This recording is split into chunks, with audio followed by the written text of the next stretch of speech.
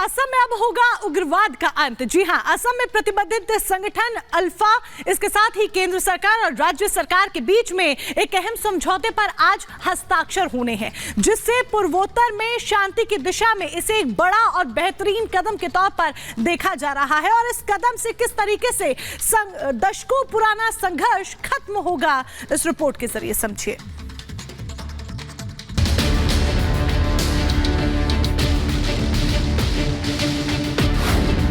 असम में होगा उग्रवाद का अंत। दशकों पुराना संघर्ष होगा खत्म।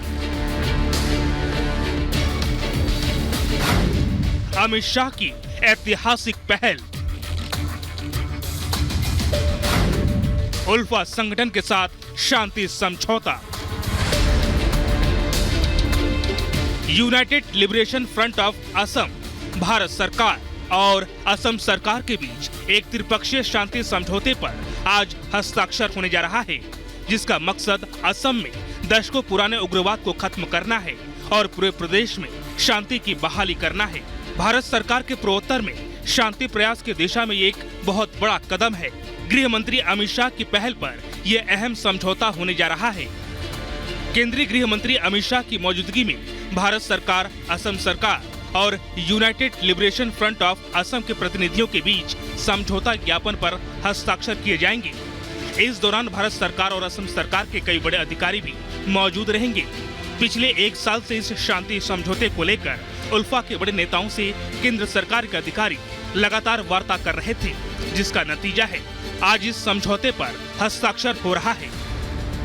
इस शांति समझौते पर हस्ताक्षर होने के बाद उल्फा के हजारों काडर सरेंडर करेंगे और मुख्य धारा में शामिल होंगे। उल्फा पिछले कई सालों से उत्तर पूर्व में सुरक्षा बलों के खिलाफ हिंसात्मक संघर्ष कर रहा था।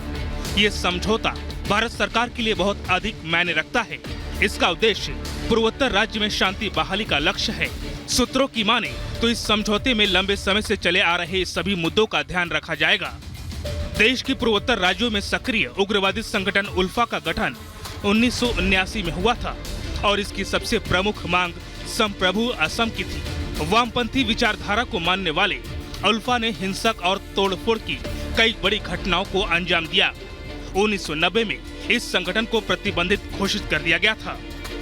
इससे पहले भी उल्फा के साथ भारत सरकार ने कई बार बात करनी चाहिए, लेकिन उल्फा में आपस में टकराव से इस कोशिश में बाधा पैदा होती रही। आखिरकार 2010 में उल्फा दो भागों में बंट गया, जिसमें एक गुट बातचीत के पक्ष में था, दूसरा इसके विरोध में। इस समझौते में असम में स्वदेशी समुदायों के लिए राजनीतिक, आर्थिक और सांस्कृतिक सुरक्षा के प्रावधान भी होंगे।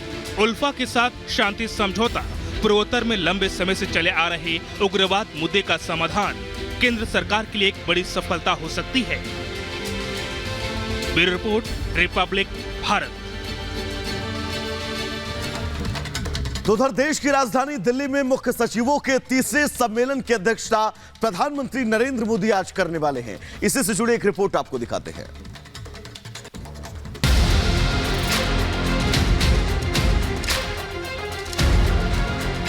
नई दिल्ली में मुख्य सचिवों का 3 दिन का राष्ट्रीय सम्मेलन चल रहा है। आज तीसरे दिन प्रधानमंत्री नरेंद्र मोदी सम्मेलन की अध्यक्षता करेंगे।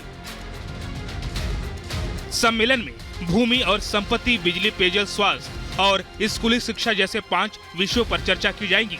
इनके अलावा साइबर सुरक्षा की उभरती चुनौतियां, आर्टिफिशियल इंटेलिजेंस जैसे मुद्दे पर भी मंथन हो सकता है।